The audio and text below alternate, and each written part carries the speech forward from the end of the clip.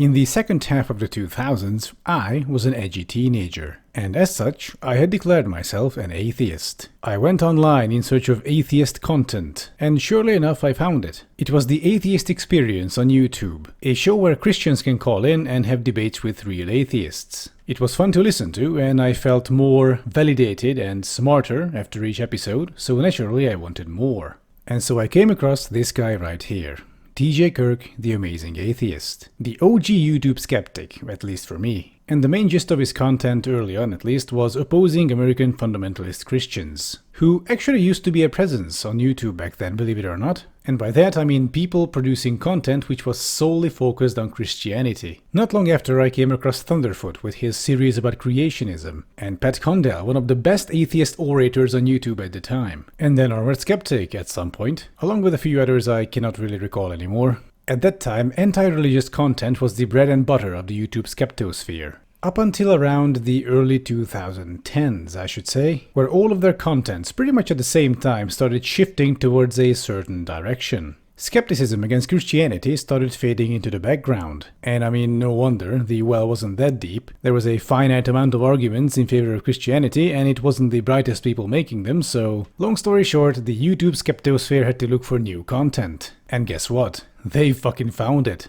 The new targets became feminism and progressivism, and sometimes Islam. Every single YouTube skeptic I was following started making video after video after video about feminism, progressivism, weird posts on Tumblr. That became the sole focus of their content. And, as an edgy teenager, I fucking loved it. It was a lot of fun to watch them go against these purple hair, screeching, man-hating, fun-ruining feminist types. And then came this little-known event called Gamergate, which saw these content creators just catapulted into space in terms of views. Entire reactionary channels grew out of this, just by doing anti-feminist pro-Gamergate content, including our friend Sargon, whom I found during that time and so became a fan of his. However, the content these people produced soon started to shift. We went from haha these dumb feminists to our entire existence is now under threat by these feminists. We have swung too far to the left and now we have to immediately course correct back towards the center. They want to end sexual dimorphism. They want to end masculine men and feminine women. They want to turn us all into these pudgy, non-gender specific blobs who will live out their miserable, depressed life because they are forced to act contrary to their own nature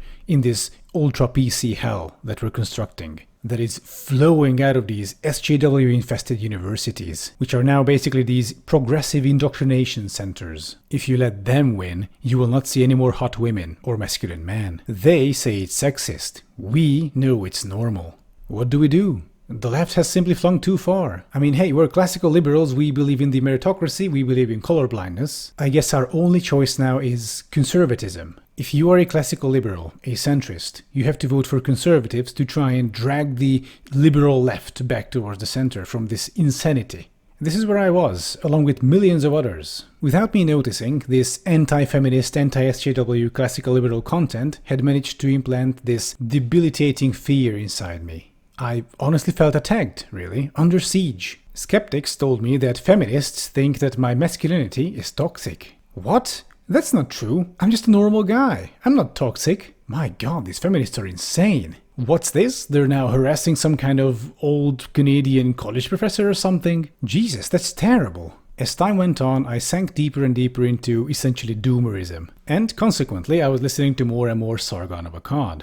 But something was bugging me about him. Something was wrong. The things he said, the arguments he made, just started ringing increasingly hollow. He sounded more and more like those Christians back in the day, making the exact same arguments over and over again, just perhaps dressed up a bit differently each time. I mean, it felt like Groundhog Day. At that point I still wasn't a leftist, and if you ask me, I would have told you I am a classical liberal. But that bugging feeling was there, the exact same feeling I had back in the day when I first started doubting Christianity. So I took a deep breath, went back on YouTube, and searched for something like Sargon of Akkad debunked or something. I was interested to see if anyone could stand up against Sargon's ideas. And the thing about Sargon and people like him back in the day is that they absolutely dominated YouTube, at least in terms of this whole anti-SJW content and culture war. Smaller left-leaning content creators who opposed these people were absolutely dogpiled. If you made a video against one of them, you could expect tens of thousands of dislikes, thousands of comments, people calling you all sorts of names, sending you death threats. It was fucking terrible. So the environment itself wasn't really in favor of any sort of leftist content. However, despite of this, I did manage to find two excellent content creators through that YouTube search. H-Bomber Guy and Sean. They both had videos debunking Sargon of Akkad, and they were excellent. The two videos I saw, Anti-Feminism vs. Facts and Sargon of Akkad Can't Read, suddenly gave voice to all my misgivings about Sargon. And with that, his entire channel and content just unraveled. And for the first time, I saw him for what he really is. A confused and underinformed British middle-aged man just barking into a microphone about the exact same things for half a decade. Through Sean and H-Bomber Guy, a whole new world of content opened up for me on YouTube, leftist content mostly. And I found that these feminists I've been hearing so much about from these shouty men on YouTube were actually not evil. They didn't want to end sexual dimorphism. They didn't want to turn us into these pudgy, sad, non-gender specific blobs. I've learned about toxic masculinity. Namely, that it doesn't mean that masculinity itself is toxic, but rather that our current understanding of it has some elements that are harmful to men. And that feminists' position on toxic masculinity is actually a pro-male position. Feminists, a previously evil and insidious group of people, have become humanized in my eyes. I no longer hated them just because some people online told me that they are the enemy. And with that, I was out of the matrix. My fears evaporated, and I actually became more well-balanced and confident.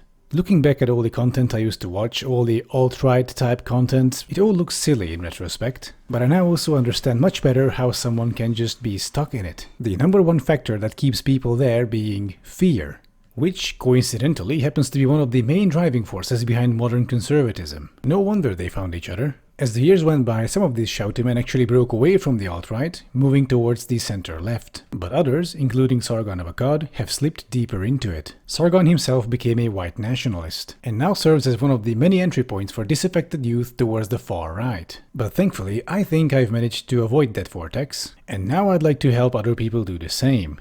I hope that, as I put out more and more leftist content, people from these alt-right circles will be able to find me, and hopefully I'll be able to change their minds. Just like how my mind was changed back in the day in light of new evidence. Or maybe I'll just get dogpiled or something, who knows. Anyway, for the time being, this far-right resurgence both on YouTube and in real life seems to have slowed down, so that's good. But still, the most important work we have right now, I feel like, is to prevent people from going down the far-right vortex. And that's what I'm going to do.